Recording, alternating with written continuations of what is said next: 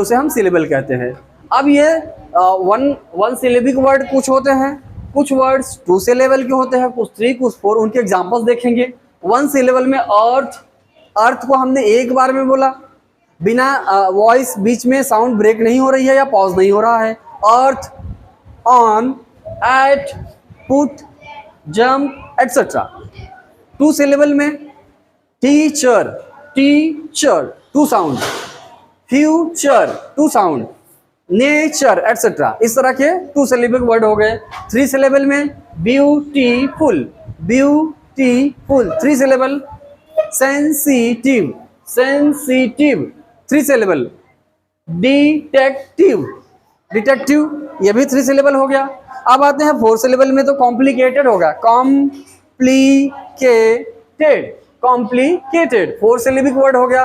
5 syllable में देखें तो इंडस्ट्रियलाइजेशन एक वर्ड है, इंडस्ट्रियलाइजेशन, इंडस्ट्रियलाइजेशन औद्योगिकीकरण कहते हैं इसे।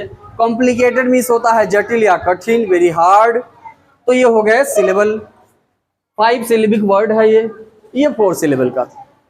अब इसी के साथ साथ बेसिक्स में अगर देखें हम, तो हम हिंदी के लेटर्स को इंग्लिश में कन्वर्ट करना भी सीखते हैं। दैट इज स्वर, जैसे हिंदी के अक्षर हैं स्वर अ से अह तक, अ आ ई उ ए ऐ ओ औ अंग अह और री।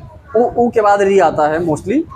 तो ये उसके लेटर्स इंग्लिश में हो गए। स्वरों के व्यंजन क से ज्ञ उसके हो गए, क ख ग घ अंग, इस तरह से ज्ञ तक, ज्ञ और एक लेटर है स्र।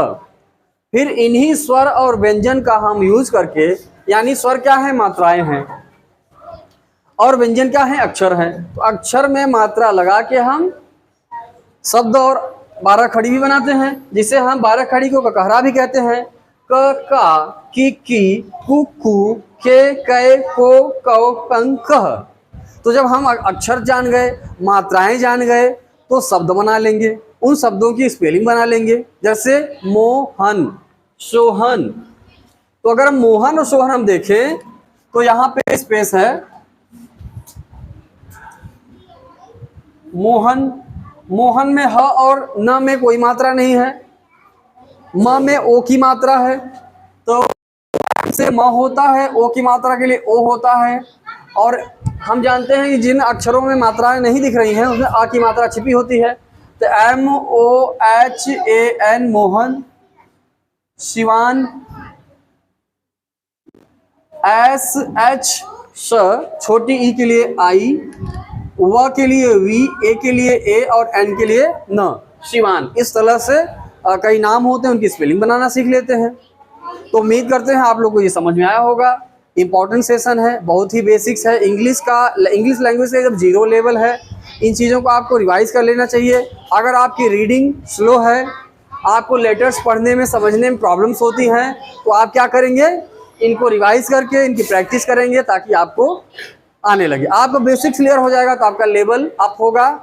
सो उम्मीद करते हैं आपको समझ में आया होगा, इसका आप यूज़ करेंगे बार बार। Okay students, thanks to all, have a nice day.